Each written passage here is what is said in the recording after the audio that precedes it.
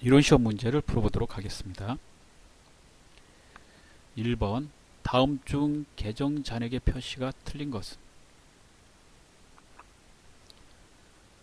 자산의 잔액은 차변입니다. 부채의 잔액은 대변, 자본도 대변, 수익은 대변에서 발생되니까 잔액 대변, 자, 비용은 차변에서 발생되니까 잔액이 차변이 됩니다. 자, 그래서 알아두시면 되겠죠. 자산의 증가가 차변이고 자산의 감소가 대변이니까 만약에 자산의 잔액이 남았다면 차변의 금액이 커야 되겠죠. 이렇게 차변. 부채하고 자본은 발생이 증가가 대변이고 그 다음에 감소가 차변이므로 부채하고 자본의 잔액이 남는다면 대변. 이렇게. 수익 대변, 수익의 발생 자리가 대변이므로 비용은 차변. 자, 이렇게 되고 계정 과목 보면 선수금은 부채죠. 가수금도 부채, 예수금도 부채, 미수금은 자산. 따라서 정답은 4번이 되겠습니다. 자, 이 금액이 차변으로 와야 되는 거죠. 2번 보겠습니다. 다음 자료는 당기 12월 31일 현재 재무상태표의 각 잔액의 잔액이다. 당기 차입금은 얼마인가? 내용을 보면 자산 나오고 부채 나오고 자본이 나오죠. 그러면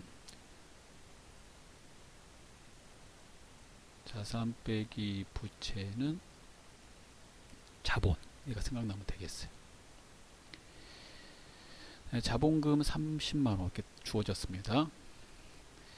그 다음에 자산하고 부채는 계산해 보셔야 되고, 계산해서 그 뺀 금액이 자본하고 맞추다 보면 단기 차입금 금액을 알 수 있게 된다라는 그런 논리죠. 그러면 자산은 미수금, 외상 매출금 이렇게요. 예. 그 다음에 상급금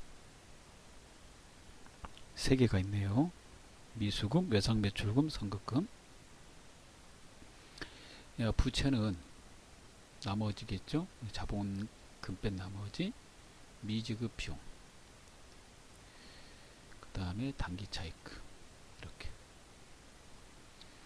그럼 이 금액 계산되죠? 자, 빼기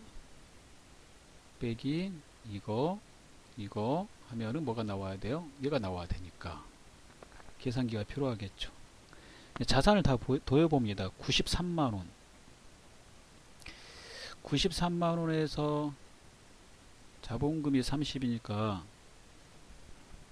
자산 빼기 부채는 자본이므로 자산 빼기 자본은 또 부채가 돼요.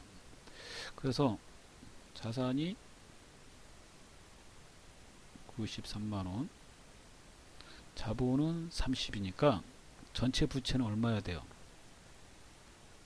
93만원에서 30을 빼면 전체 부채 63만원이 돼야 되겠네요.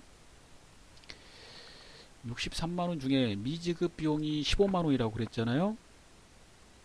따라서 단기 차입금은 48만원이 되면 되죠. 그래서 48만원이 되겠습니다. 3번입니다. 다음 자료에서 유동성 배열법에 의한 자산 계정의 배열 순서가 옳은 것은?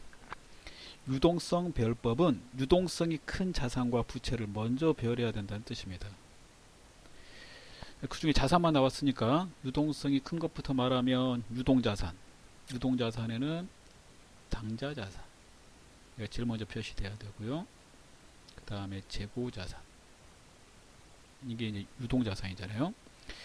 그 다음에 비유동자산의 순서가 투자자산, 순서를 외우셔야 돼요. 유형자산, 이 순서대로 보고서를 작성하고 있습니다.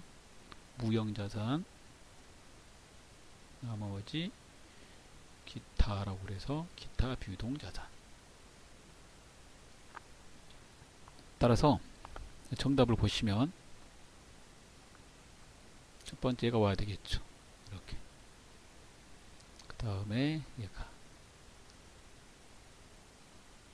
그 다음에 이렇게 영어권은 무형자산 이렇게. 그러면 다, 나, 가, 라 이렇게 되네요. 1번이 정답이 되겠습니다.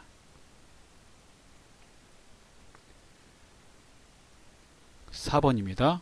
다음 중 경영성과에 영향을 미치는 거래는, 경영성과라 하면 수익과 비용을 말합니다. 이렇게 써놓으시면 돼요.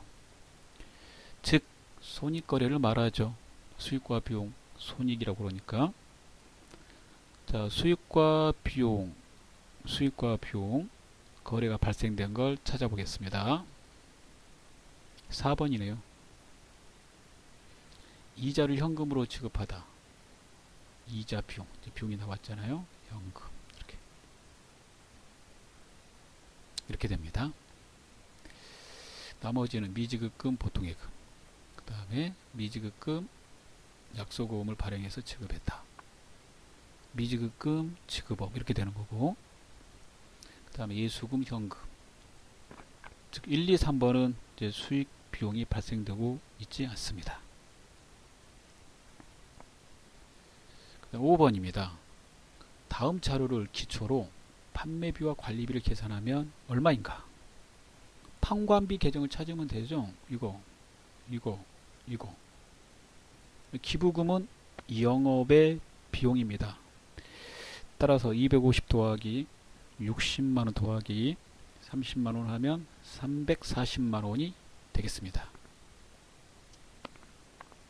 6번 다음 중 분계 시 차변에 기입해야 하는 계정 과목은, 6번을 분계해 보면 되죠. 기중이라는 말은 회계연도 중에 이런 뜻입니다. 즉 결산 전에 현금 시제 5,000원 부족한 걸 발견했다. 결산 전까지 현금이 부족하거나 남으면 현금 과부족 계정으로 처리합니다. 부족 시에는 차변에다 써야 되는 거죠. 현금 과부족 계정. 차변에 현금 과부족, 대변에 현금 이렇게 처리하는 거예요. 5,000원씩. 부족시 이렇게 처리하고요. 부족시. 만약에 남을 때도 있잖아요. 과잉시에는 거꾸로. 과잉시에는 현금 5,000원, 그 다음에 현금 과부족 5,000원 이렇게. 과잉시에는 이 두 개를 알아두셔야 돼요. 회계연도 중에 현금 과부족으로 처리해서 결산시까지 원인을 밝혀야 되고, 밝혀지면 그 계정으로 대체합니다. 현금 과부족 계정은 결산이 됐는데도 원인이 밝혀지지 않으면 현금 과부족은 보고서에 표시하면 안 된다라고 되어 있어서 부족분은 잡손실로, 과잉분은 잡이익으로 대체하게 됩니다. 따라서 6번의 정답은 4번이 되겠죠. 7번 보겠습니다. 유동부채 계정 과목만 짝지어진 것은 이렇게 나왔네요. 유동부채는 1년 내에 상환해야 되는 부채를 말합니다.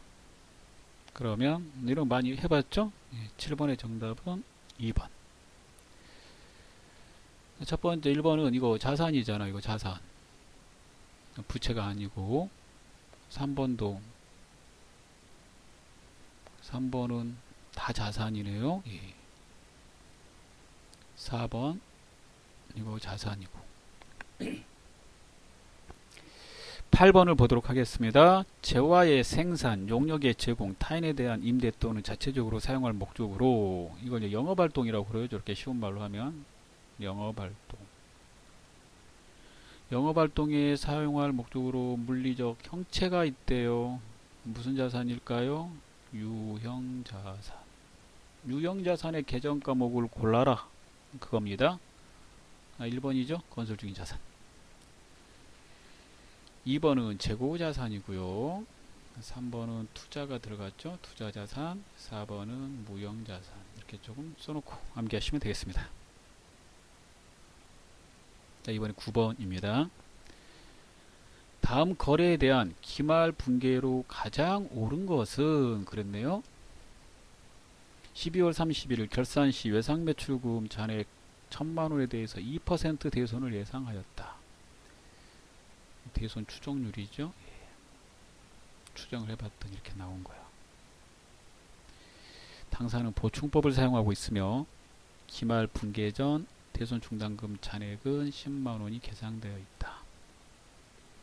자, 보충법으로 계산하면 이게 나온 대로 써볼게요. 외상매출금 나와 있으니까 채권이 외상매출금 잔액, 즉 기말의 채권 잔액이죠. 곱하기 대손 추정률 빼기 남아있는 쓰고 남은 거예요. 대손 충당금 잔액. 이렇게 하는 거죠.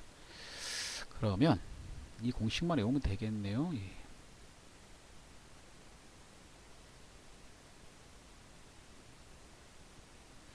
이렇게 해요. 이렇게 하고 회계 처리는 얘가 매출 채권이니까 차변의 대손 상각비 금액을 계산해서 나오면 대변의 대손 충당금 이렇게 회계 처리하는 거고 회계 처리. 자, 금액을 계산해 봅시다. 계산해 보면 1000만원에 2% 빼기 10만원 하는 거니까 1000만원 2%하면 얼마 돼요? 20만원이잖아. 20만원에서 10만원 빼니까 10만원이 되는 거죠. 그러면 이렇게 분개하면 되는 거고요. 정답은 4번이 되겠습니다.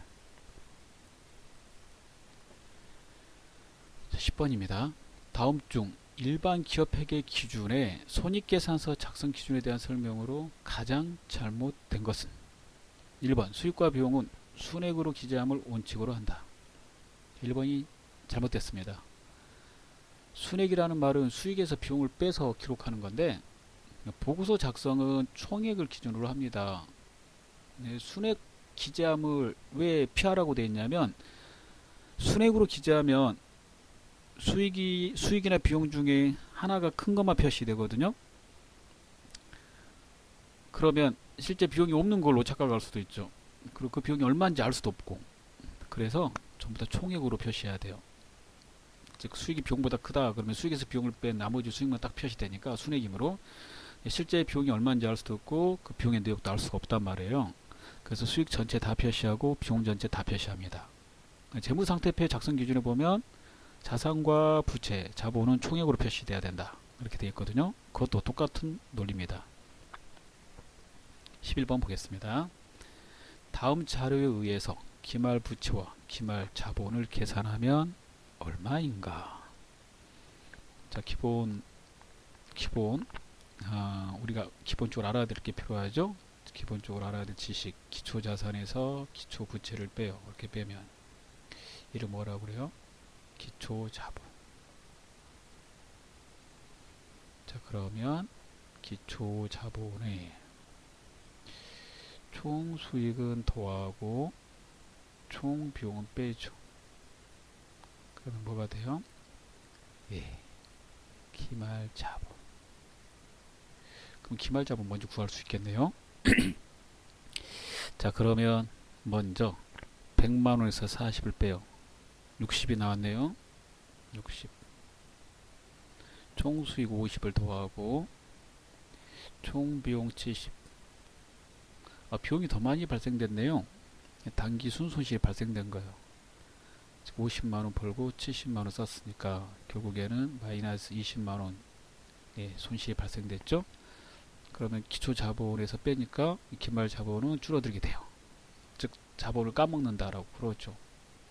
장사를 했는데 수익보다 비용이 크면 자본을 까먹잖아요. 따라서 이렇게 구하게 된다면 기말자본은 40만원 되는 거죠. 기말자본은 40. 그 다음에 기말부채는 기말자산에서 이렇게 기말자산에서 빼기 기말자본을 하면 기말부채가 돼요.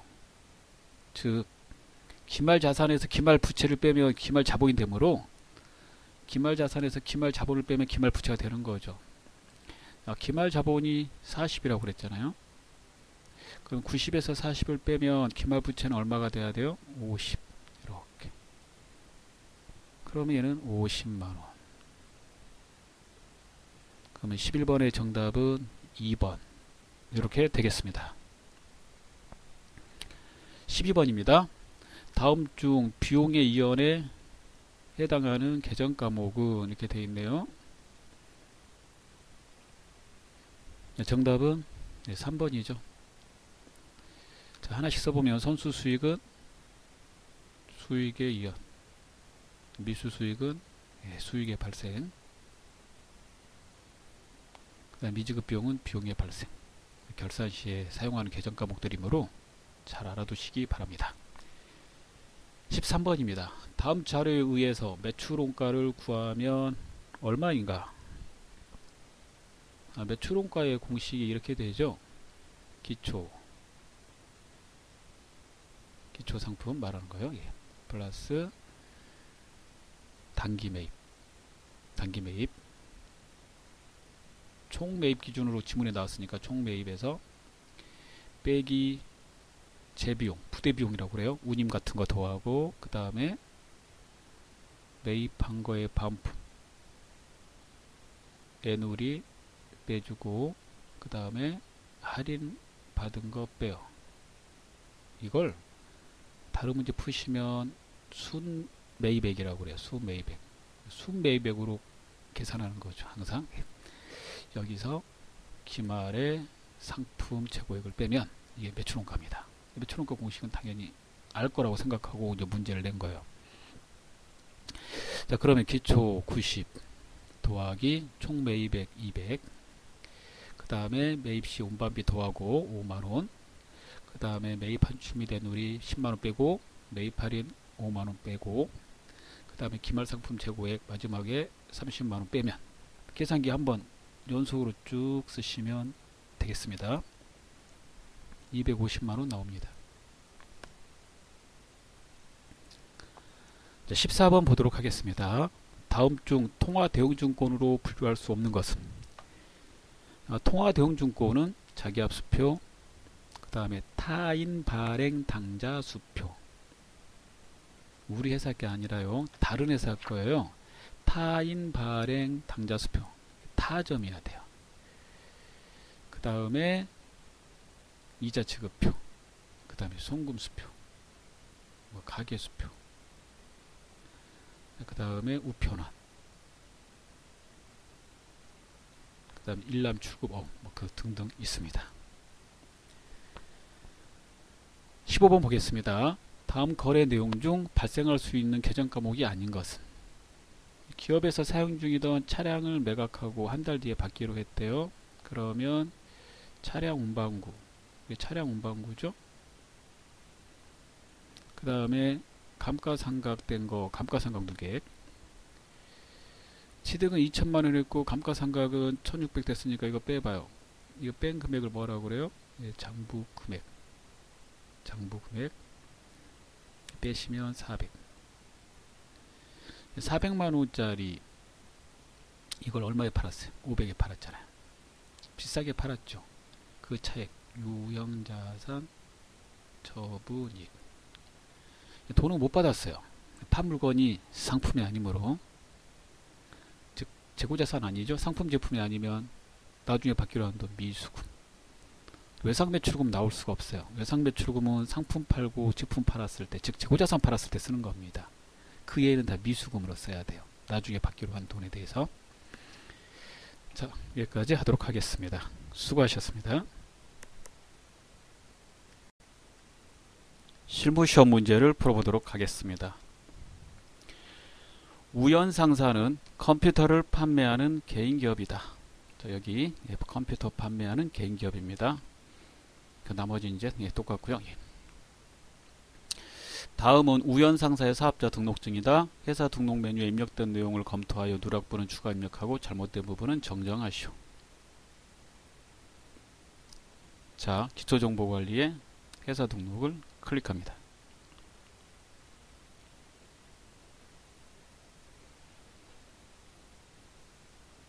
첫 번째 개인 사업자 확인, 그 다음에 일반 과세, 그 다음에 사업자 등록번호, 그 다음 회사 이름 좌측에서 확인합니다.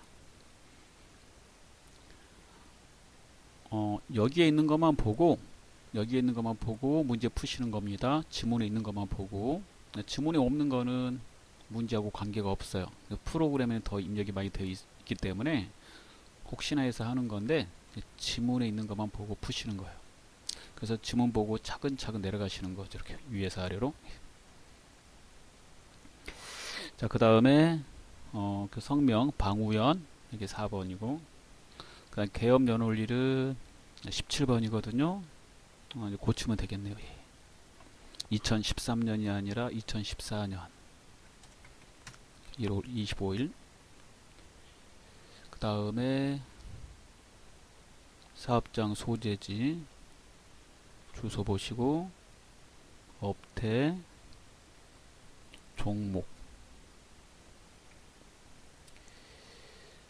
종목을 고쳐야 되겠네요. 예. 업태는 맞는데 종목이 틀렸어요.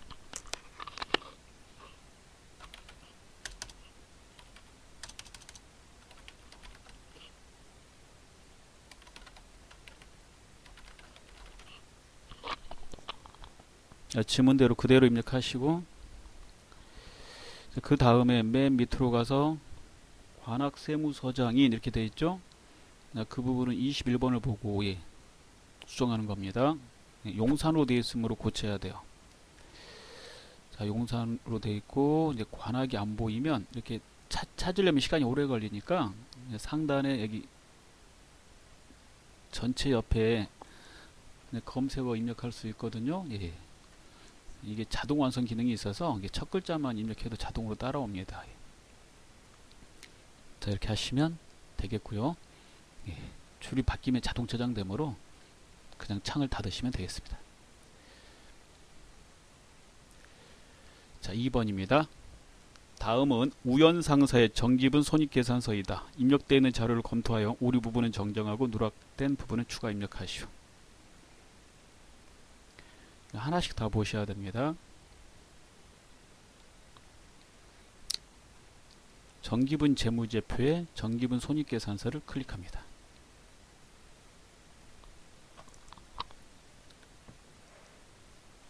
책을 봐주셔야 됩니다. 이 화면 때문에 상품 매출 맞고, 그 다음에 상품 매출 원가 지금 1000만원인데 1100이 돼 있잖아요. 클릭하셔서 어디가 틀렸는지를 찾아야 돼요.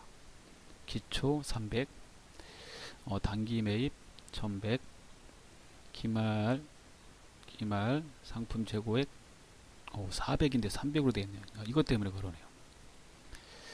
근데 여기 마우스 클릭이 안 돼요. 이 내용은 프로그램에서 정기분 재무상태표에 있는 그 상품이 그대로 넘어오는 겁니다. 정기분 재무상태표에 있는 게 기말상품이기 때문에 그대로 이렇게 넘겨받는 거거든요. 프로그램에서 똑같은 데이터임으로. 그래서 여기서 수정이 안 돼요. 그래서 중요 표시하셔야 돼요. 여기서 많이 당황하시는데 많이 연습해 보신 분은 뭐 당황할 일이 없죠. 뭐 여기 보시고 확인 누르신 다음에 정기분 재무상태표를 클릭해서 상품을 찾아요. 이게 이제 기말 상품이므로 기말에 작성하잖아요. 이 300을 400으로 고칩니다. 이렇게 고쳐주세요. 처음에 이렇게 300대 있었거든요. 300대 있었고 얘도 틀렸으니까 보면 차대가 안 맞아가지고 이렇게 빨간색 나와 있었어요. 이렇게 400으로 고치고 창을 닫아요. 그 다음에 손익계산서에 가서 상품 매출원가 금액을 눌러줘요. 그러면 400 되죠. 이때 확인 한번 누르시면 1000만원으로 되는 거예요. 자, 그래서 이 문제도 빈번하게 나오므로 미리 숙지하셔서 시험장에 가서 당황하지 않도록 하시면 되겠어요. 나머지 계속 봐요. 자, 급여 보시고 복리후생비 200인데 100으로 되어 있으니까 고쳐요. 그 다음에 여비교통비 차량 유지비, 소모품비가 없네요. 소모품비 없는 건 밑에 하단에다가 입력하시면 됩니다. 소모품비 입력을 합니다. 13만원. 그 다음에 계속 보시면 다 맞고요. 이걸로 확인하시면 돼요. 단기순이익으로 920. 네, 창을 닫습니다. 네, 자동 저장이므로 닫으시면 됩니다. 3번 다음 자료를 이용하여 입력하시오. 자, 1번 다음 자료를 이용하여 기초정보 등록의 거래처 등록 메뉴에서 거래처 금융기관을 추가로 등록하시오. 주어진 자료 외에 다른 항목은 입력할 필요 없음. 자, 이것만 넣으면 된다는 말이에요. 자, 그대로 입력하도록 하겠습니다. 네, 책을 봐주셔야 됩니다. 기초정보관리의 거래처 등록을 클릭합니다. 우리가 등록하고자 하는 것은 신한은행에 개설한 보통예금 통장이고, 금융기관 탭을 눌러서 등록합니다. 금융기관 누르고 입력하시면 돼요.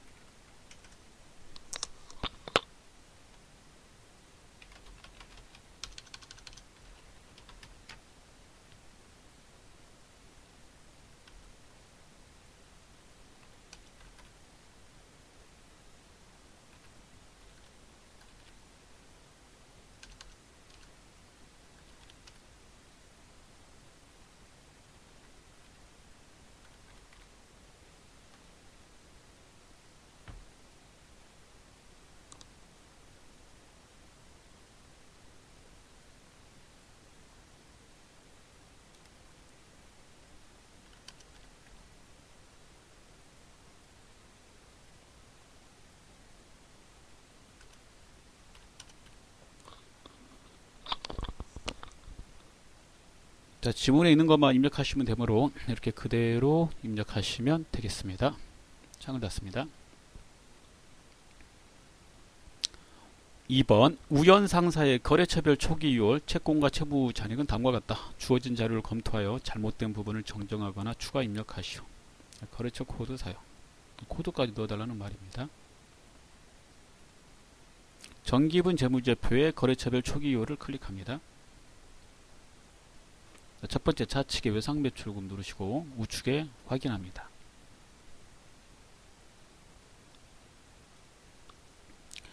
자, 보석, 다이아, 강서, 용산 컴퓨터가 없네요. 네.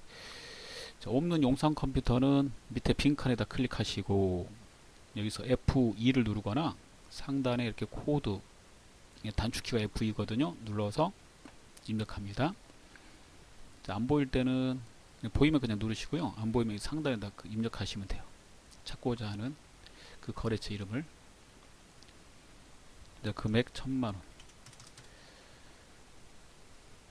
나머지 금액 한번 확인하시고요. 다 맞으므로 차액 부분을 가서 검토합니다. 0.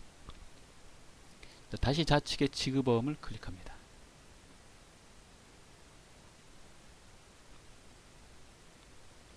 자, MK 컴퓨터 700, 관악 컴퓨터 1800.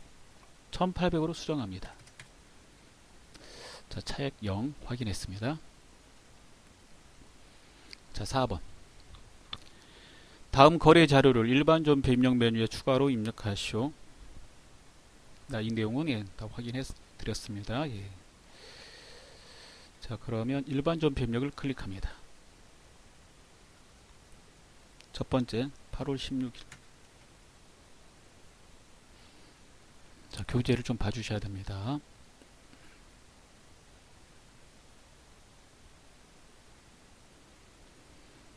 아산상점에 상품을 매출하고 받은 약소금 40만원을 주거래은행에서 할인받고 할인료 15,000원을 차감한 나머지 금액은 당좌에 입하다.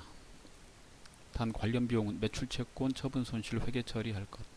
이거 할인료를 이렇게 처리하라는 말이죠. 할인료를 매출채권 처분 손실로 처리하는 거래를 이제 매각 거래라고 그래요. 은행에다 매각한 것이므로 이 약소금을 없애야 돼요. 상품을 팔고 받은 약소금은 받으럼인데 없애야 되니까 대변에 쓰셔야 됩니다. 할인료 이름은 매출채권 처분 손실이고요. 받은 돈부터 입력해 보면 당좌예입, 당좌예금이죠.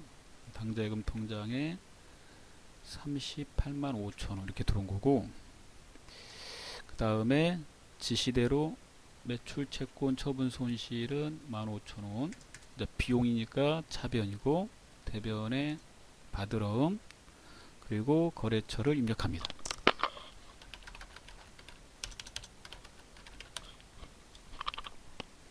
자, 이렇게 하시면 되겠습니다. 자, 다음 2번을 보도록 하겠습니다. 9월 3일 영업부서의 영업용 휴대폰 이용요금 영수증을 수령하고 납부해야 할 총 금액을 현금으로 지급하다. 휴대폰 이용요금은 통신비죠. 차변의 통신비, 대변의 현금. 차변의 계정 과목이 하나 나오고 대변의 현금이 나오면 출금으로 입력할 수 있습니다. 물론 차변, 대변으로 입력하셔도 되고요. 자, 이용요금은 밑에 보시고 하셔야 돼요. 59,050원 이렇게요. 출금으로 입력하면 대변의 현금이 자동으로 들어가므로 현금을 입력 안 하셔도 되고요. 통신비는 판매 관리비를 선택하셔야 됩니다. 당사가 도매 소매업자이므로 판매 관리비로 입력합니다. 자, 그 다음에 3번 9월 5일 이렇게 미래 상사의 상품을 1,000만원에 판매하기로 계약하고 계약금 200만원을 당사 보통예금 계좌로 이체받다. 여기 잘 보시면 상품은 아직 안 팔았어요. 즉 상품은 안 줬다고요. 예. 이 부분은 거래가 아닙니다. 여기까지는 거래 아님. 그래서 이 계약서 쓴 이 부분은 이제 거래가 아니고 상품을 주지 않았으므로, 예, 뒤에 계약금 받은 거는 거래가 맞죠. 예, 계약금을 받으면 선수금이고 얘가 부채니까 부채의 증가 대변에 쓰셔야 돼요. 차변에는 이제 보통예금. 예, 계약금만 회계 처리합니다.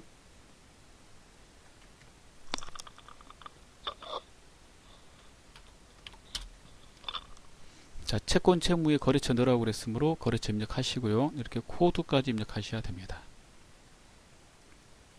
자, 4번 보도록 하겠습니다. 10월 17일입니다.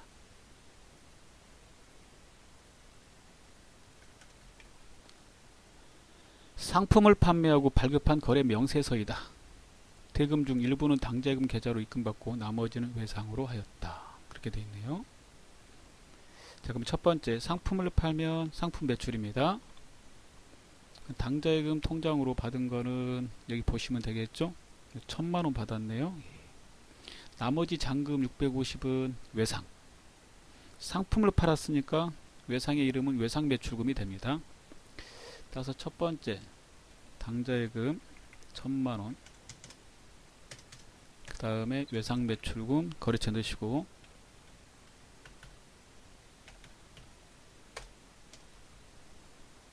(650) 그 다음에 대변에 상품을 팔면 상품이 아니라 상품 매출입니다. 글자 치실 때 상품 두 글자 치시면 안 돼요. 그러면 상품이 들어가 버리거든요. 상품 매 세 글자 져주셔야 됩니다. 수익이므로 대변에다 썼습니다. 수익의 발생 대변. 자, 그 다음에 5번입니다. 11월 5일. 자, 책을 좀 봐주셔야 돼요. 인천 상사에서 판매용 컴퓨터 1,000만원과 업무용 컴퓨터 200만원을 매입하였다. 대금은 당사가 발행한 약소보험 2매, 1,000만원짜리 1매, 그 다음에 200만원짜리 1매 이렇게 해서 지급하였다. 단 하나의 분계로 입력할 것. 첫 번째 판매용 컴퓨터의 이름은 상품입니다. 하지만 업무용 컴퓨터의 이름은 이제 비품이 되죠. 자, 그러면 상품은 재고자산이고, 재고자산 거래를 이제 일반적인 상거래라고 그래요. 상거래에서 발생된 약소금은 우리가 발행했다 그러면 지급보험으로 처리해야 됩니다. 상거래가 아닌 상태에서 발행한 약소금은 약소금이라 할지라도 미지급금으로 해야 돼요. 미지급금. 따라서 정답은 차변의 상품, 차변의 비품. 대변을 잘 쓰셔야 되는데, 대변의 첫 번째는 지급엄, 상품 샀으니까 상품 사고 오음 발행하면 지급엄이죠. 거래처 넣으시고, 그 다음에 대변의 미지급금, 이것도 거래처 넣어주시고, 거래처 넣으실 때는 이렇게 코드 번호까지 넣으셔야지 됩니다. 자, 그 다음에 11월 10일입니다. 급여 지급 시 공제한 소득세 및 국민연금 합쳐서 25만원과, 이거 계정 과목 예수금입니다.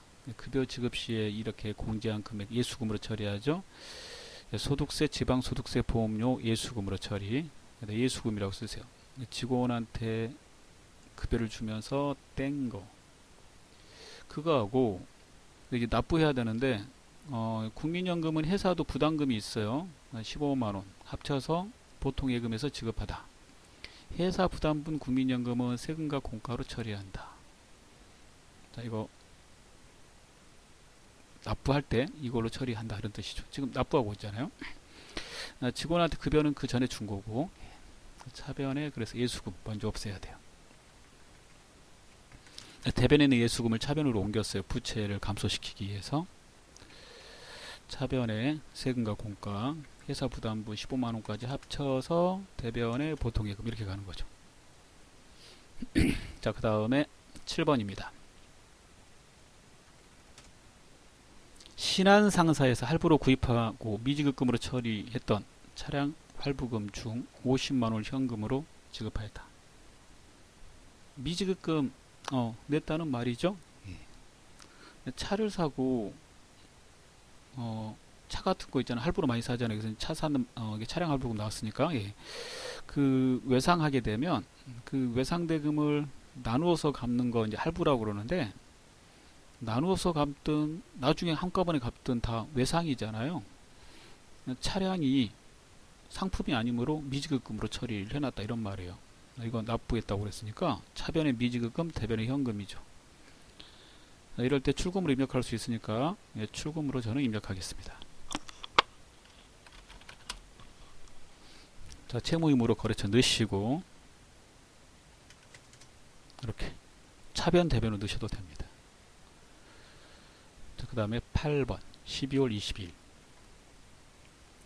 사용 중인 업무용 승용차를 무등상사에 처분하고 대금은 1개월 후에 받기로 하였다. 업무용 승용차의 취득원가는 900만원이고 처분 시까지 계상한 감가상각 누계액은 350만원이다.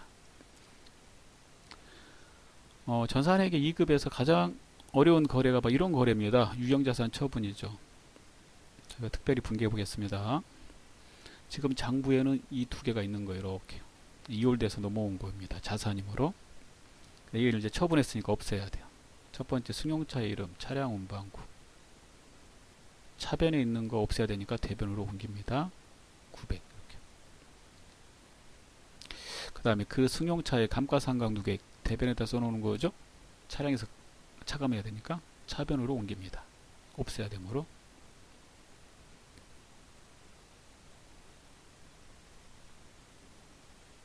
그래서 감가상각을 하는 유형자산 분계의 첫 번째가 차변의 감가상각 누계액, 대변의 유형자산이고, 이 부분이 취득원가가 들어가는 거예요. 그 다음에 감가상각 누계액 밑에는 이제 받은 돈을 넣으시면 되는데요. 한 달 후에 받기로 했다라고 되어 있죠. 아직 못 받았어요. 판 물건은 차량이므로 외상배출금이 아니라 미수금 처리되고 500만원이 됩니다. 이제 마지막에 비싸게 팔았는지 싸게 팔았는지 결정을 하는 건데요. 장부 금액과 처분 금액을 비교하는 거. 이 금액하고 장부 금액. 장부 금액은 900에서 감가상각 누계액 350 뺀 거. 이거 빼면은 장부 금액이라고 합니다. 빼면 550이죠. 550만원짜리 500에 팔았으니까 50만원 손해보고 판 겁니다. 그래서 차변의 마지막에 유형자산 처분 손실 이렇게 됩니다. 그리고 이제 미수금액 거래처 넣어주시면 되는 거고요. 분계를 계속해 보시면 능숙하게 되는데, 처음에 잘 안 되시면 요령입니다. 감가상각 누계액 쓰고 그 밑에 받은 돈, 받을 돈, 그 다음에 오른쪽에 유형자산 이름 쓰고 취득원가, 그 다음에 마지막에 처분 금액하고 장부 금액 비교. 그런 식으로 패턴을 외우시면 빨리 풀 수 있습니다. 차변에 차량 감가상각 누계액, 차량 거 골라야 돼요. 차량 운반구 거. 그 다음에 미수금,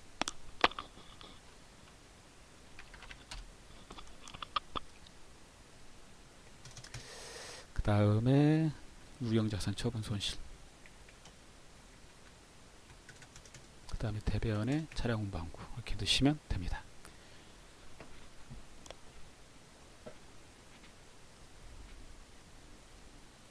자, 5번입니다. 일반 전표 입력 메뉴에 입력된 내용 중 다음과 같은 오류가 발견되었다. 입력된 내용을 확인하여 정정 또는 추가 입력하시오. 자, 해당된 날짜에 가서 보시고 고치시거나 추가로 입력하시면 됩니다. 9월 20일 일반 전표 입력 9월 20일 이렇게 입력되어 있어요. 광고 선전비 현금, 현금으로 지출한 50만원은 영업부서의 광고 선전비가 아니라 영업부서의 소모품비인 것으로 확인되었다. 소모품비로 바꾸면 되겠네요. 예. 소모품비 판매관리비로. 두 번째 보도록 하겠습니다. 11월 1일 수진상의로부터 상품을 매입하고 450만원을 보통예금에서 지급하였다. 이렇게 되어 있네요. 맞아요. 그런데 뒤에 해당 상품 매입에 대한 회계 처리 시 매입 계약에 따라 선 지급했던 계약금 50만원을 누락하였대요. 예. 그러면 미리 준 계약금의 이름은 선급금이잖아요. 자, 그러면 선급금 제하고 나머지 450을 준 거라는 말이죠. 그럼 잘 생각해 봐야 돼요. 상품은 얼마치 그러면 산 거예요? 500만원어치 샀다는 말이죠. 500으로 고치고, 그 다음에 이제 대변 써야 되는데 밑에다 쓰시던지 바로 차변 밑에다 쓰고 싶으면 상단에 이렇게 전표 삽입을 눌러요. 그래서 대변에 선급금 이렇게, 그리고 거래처 넣어주시고, 채권이니까 채권 채무의 거래처 넣으셔야 돼요. 코드 번호까지 이렇게 넣으셔야 되고, 자, 제하고 나머지 지급 이렇게.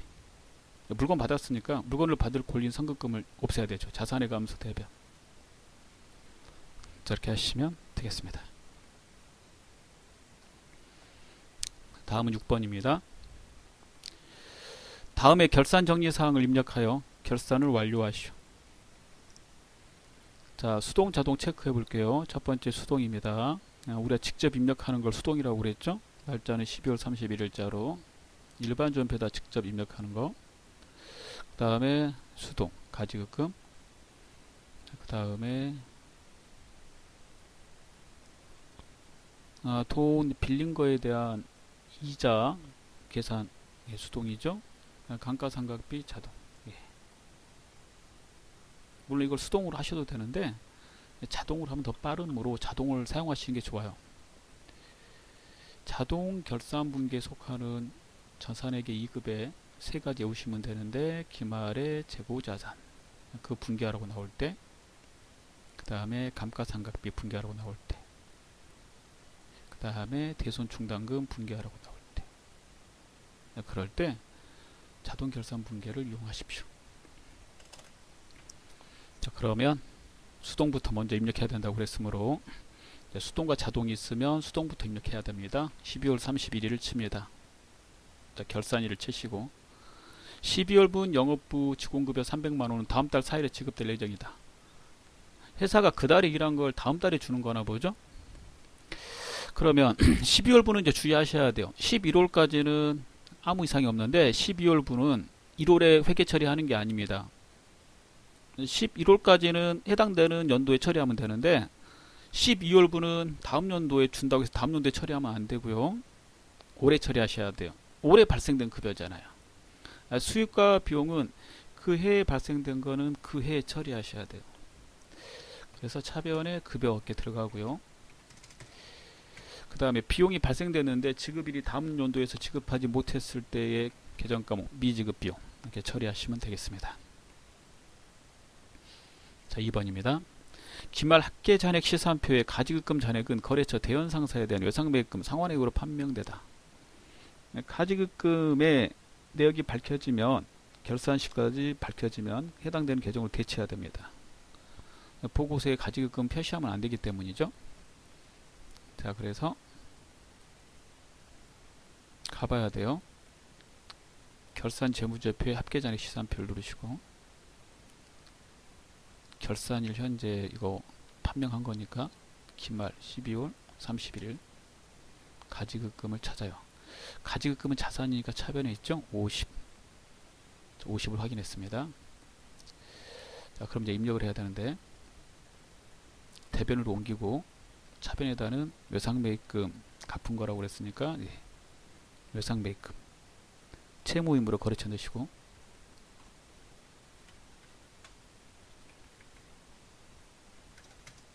대변에 가지급금 해서 처리하시면 돼요. 자, 그 다음에 3번입니다. 7월 1일 우리은행으로부터 1000만원을 연 이자율 6%로 12개월간 차입. 7월에 차입했어요. 따라서 빌린 날부터 이자는 계산됩니다. 12개월 후에 차입금 상환 시에 이자까지 같이 상환하기로 했다는 말입니다. 이자를 다음 연도에 주기로 했다 할지라도 다음 연도에 처리하시면 안 되고요. 단기에 발생된 거는 단기에 처리해 주셔야 되고 다음 연도에 주기로 한 거는 다음 연도에 해당되는 부분만큼만 이자 비용 처리하셔야 돼요. 따라서 올해 거는 올해 처리하셔야 되니까 이자 비용 7월부터 12월까지는 처리가 돼야 되죠. 6개월치. 자, 달로 계산하라고 되어 있죠. 1000만원 1년치 이자가 6%. 이렇게 그대로 하면 1년치인데 6개월치만 해야 되니까 12분의 6, 즉 절반. 계산기로 계산을 합니다. 계산하실 때 1000만원 곱하기 6% 곱하기 6 나누기 12. 자, 이렇게 하시는 겁니다. 30. 그래서 30만원 돼요. 아직 지급하진 않았으므로 미지급 비용 지급일이 아니어서 미지급 비용 1번에서 나온 거하고 똑같은 내용이죠. 얘하고 차변에 이자 비용 쓰시고요.